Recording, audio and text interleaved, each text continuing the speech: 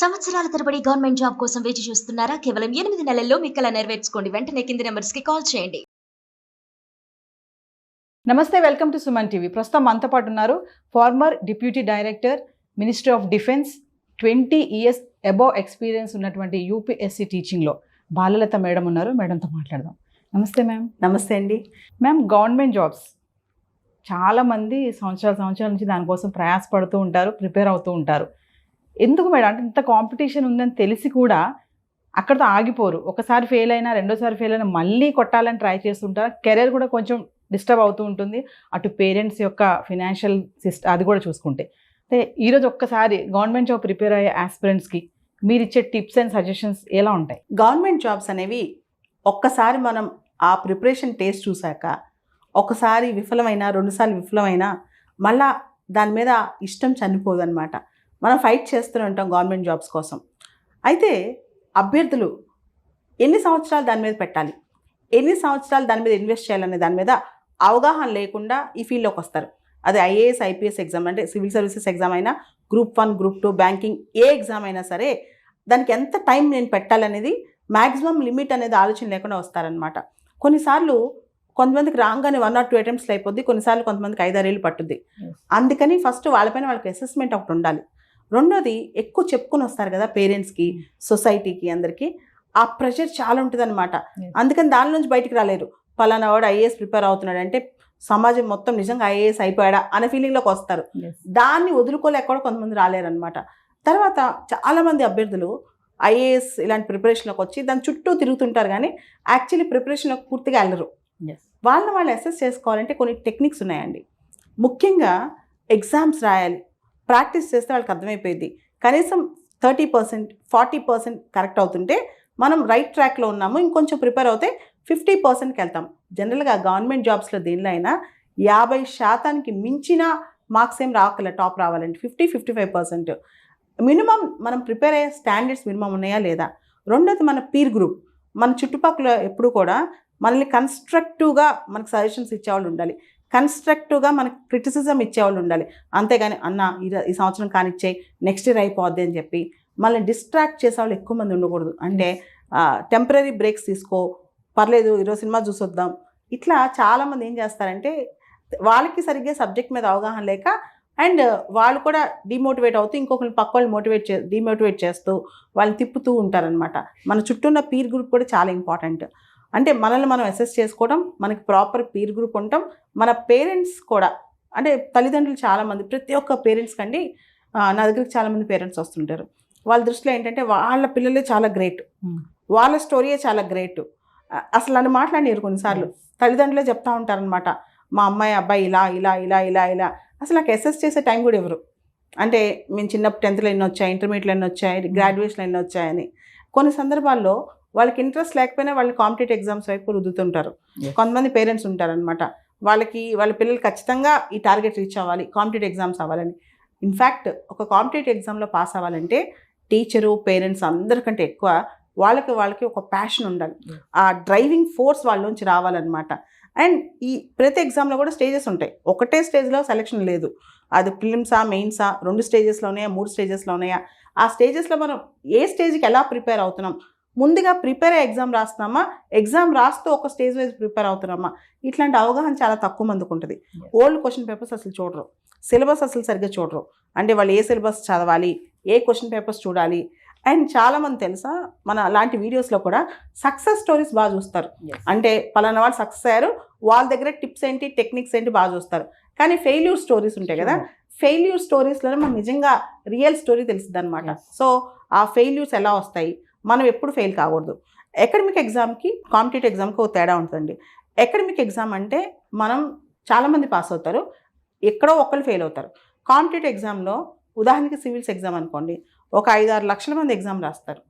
దానిలో ఫైనల్ రిజల్ట్లో 1000 మందే ఉంటారు. ఆ 1000 మందిలో కూడా రకరకాల సిస్టమ్స్ ఉంటాయి దానిలో.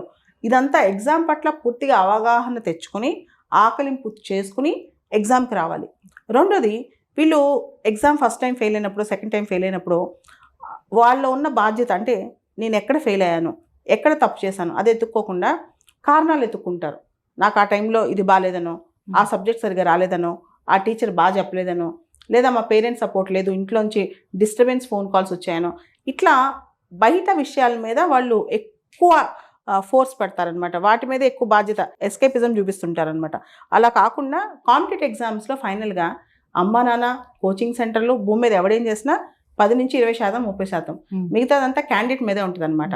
సో తన సొంత రెస్పాన్సిబిలిటీ తను తీసుకోవాలి. బాగా అదే స్పిరిట్తో, టీమ్ స్పిరిట్తో ఉన్న టీం ఉండాలి. తర్వాత రెగ్యులర్గా అసెస్మెంట్ ఉండాలి.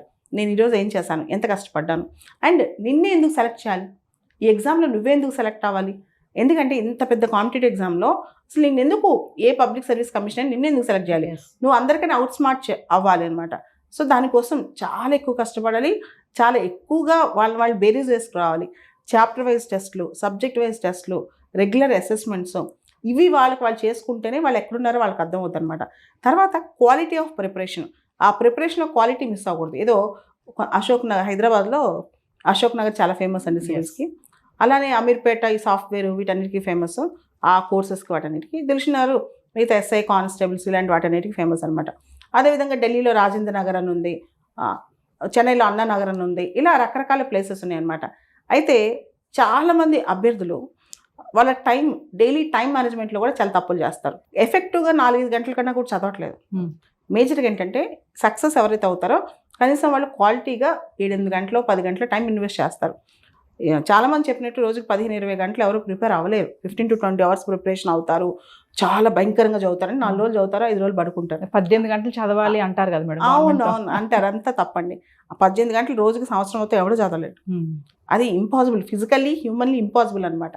కానీ చదివే 8 గంటలో 10 గంటలో చాలా క్వాలిటీతో ఫోకస్తో చదవాలి, కాన్సన్ట్రేషన్తో చదవాలి. కానీ రీసెంట్గా యువతగా ఏంటంటే మైండ్ అనేది కొన్ని సెకండ్ల కన్నా 8-9 సెకండ్స్ కన్నా ఎక్కువ ఫోకస్ ఉండట్లేదు. ముఖ్యంగా సోషల్ మీడియా డిస్ట్రాక్షన్స్. చదువుతున్నాం అనుకుంటారు, ల్యాప్టాప్ ఓపెన్ చేస్తారు, కానీ ల్యాప్టాప్లో నిజంగా చదివి ఎంత చదువుతారు? రకరకాల సోషల్ మీడియా అడిక్షన్స్ ఎంత ఉంటాయి, రకరకాల మూవీస్ కానీ వెబ్సైట్స్ కానీ ఈ అడిక్షన్స్ ఎంత ఉంటాయి. అండ్ ఇప్పుడున్న వరల్డ్లో ఇన్ఫర్మేషన్ విపరీతంగా వస్తుంది.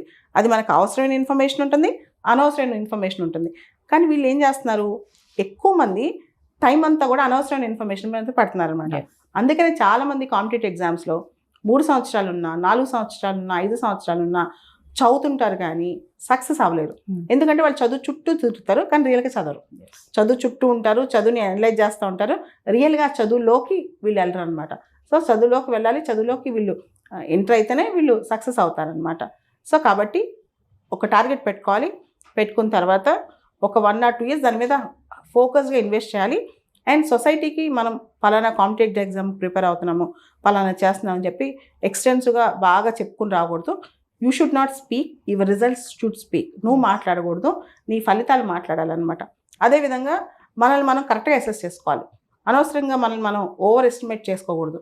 నేను చదివితే ఒక్క అటెంప్ట్లో కొట్టేస్తాను, ఓవర్ నైట్ ఐఏఎస్ అయిపోతాను, ఎంత అపోహలు అనమాట. సినిమాలో చూపిస్తారు ఓవర్ నైట్ ఐఏఎస్లు అనేది, సినిమాలో మనకు కనిపిస్తుంది. కానీ రియల్ టైమ్ స్టోరీకి వచ్చేసరికి 2-3 సంవత్సరాలు బాగా చదివితే అవుతారనమాట. మేడం ఒక విషయం చెప్పండి ఫైనల్లీ, ఇప్పుడు చాలామంది ప్రిపేర్ అవుతూ ఉంటారు కదా, ఇంకా అక్కడితో వాళ్ళది నాది ఇంకా అయిపోయింది, ఇక్కడి నుంచి నేను ప్రిపేర్ అవ్వలేను అని తెలుస్తుందో తెలియకుండా కూడా అలానే వెళ్తూ ఉంటారు. అంటే అక్కడ కెరియర్ కూడా బ్రేక్ డౌన్స్ అయిపోతుంటాయి, ఇటు ఫినాన్షియల్గా కూడా బర్డెన్ పడుతూ ఉంటుంది కదా.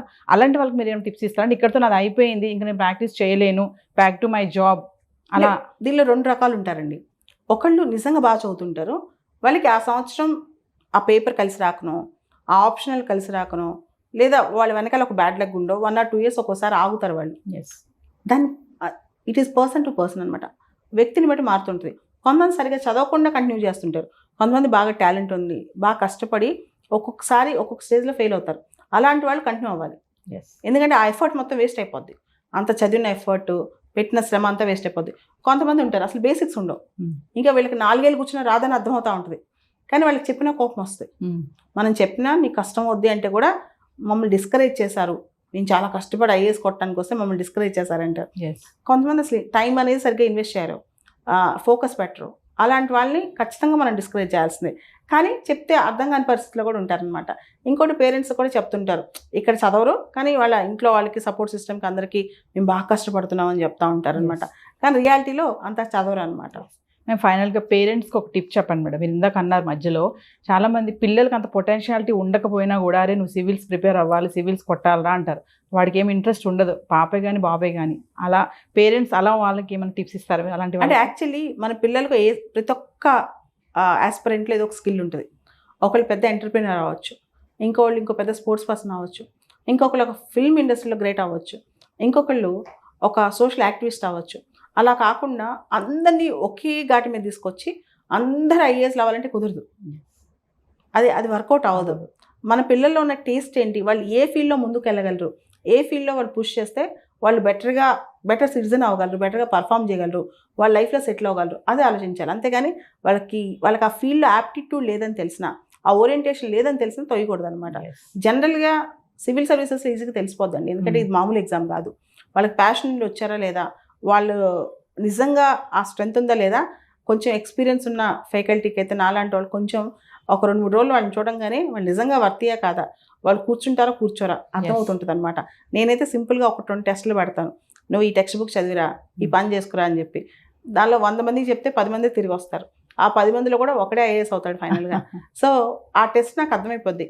కానీ సమాజం ఏమైపోయిందంటే పేరెంట్స్ కూడా పిల్లల్ని చాలా అతిగా, అంటే అసలు మనం చెప్పే ముందే, మనం అసెస్ చేసే ముందే పేరెంట్సే వాళ్ళే డిసైడ్ చేస్తారనమాట. ఇది కూడా తయారవుతుంది సమాజంలో. ముఖ్యంగా ఇప్పుడు జెన్జీలో ఉన్న పేరెంట్స్ క్లియర్గా వచ్చి వీళ్ళు చేసేసారు అయిపోయింది చాలా ఎక్కువ చెప్తుంటారు అనమాట. సో అలా కాకుండా రియలిస్టిక్గా ఉండాలని నేను అంటాను. రియలిస్టిక్గా ఉండి వాళ్ళకి ఆస్పిరెంట్కి ఏం అర్థమవుతుంది, ఏ సబ్జెక్ట్ మీద ఇష్టం ఉంది, ఏ ఫీల్డ్లోకి తీసుకెళ్తే వాళ్ళు షైన్ అవుతారు, అది ఇంపార్టెంట్. అండ్ ఐఏఎస్లు, ఐపీఎస్లు, లేదా గ్రూప్ 1 ఆఫీసర్లు, లేదా బ్యాంకింగ్ ఆఫీసర్స్ అయితేనే గొప్ప కాదండి. ప్రపంచంలో ఇప్పుడు రకరకాల ఫీల్డ్స్ వస్తున్నాయి. ఏ ఫీల్డ్ అయినా వాళ్ళు రాణించవచ్చు అనమాట. కానీ చాలా మందికి అది అర్థం కాక ఇంకా ఆ క్రేజ్ నుంచి బయటకు రావట్లా, అదొక ఆ మైండ్ సెట్ నుంచి బయటకు రావట్లేదు. గవర్నమెంట్ జాబ్ అంటే సేఫ్ అండ్ సెక్యూర్ కదా, అది పాత రోజుల్లో కాన్సెప్ట్.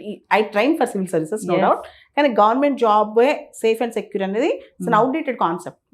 ఇప్పుడు చాలా పెద్ద వాళ్ళు, గొప్ప వాళ్ళు ఏ గవర్నమెంట్ జాబ్ చేశారని ఇంత గొప్ప అవుతున్నారు, ఇంత ఎంపైర్ స్థాపిస్తున్నారు. సో కాబట్టి government job is not the end of the day. పర్టికులర్గా ఈ మోడర్న్ ఏరాలో గవర్నమెంట్ జాబ్ అనేది అవసరమే, కానీ అది మాత్రమే ఉంటే గొప్పవాళ్ళని కాదు. థింగ్స్ మారిపోయాయి. Thank you. Thank you.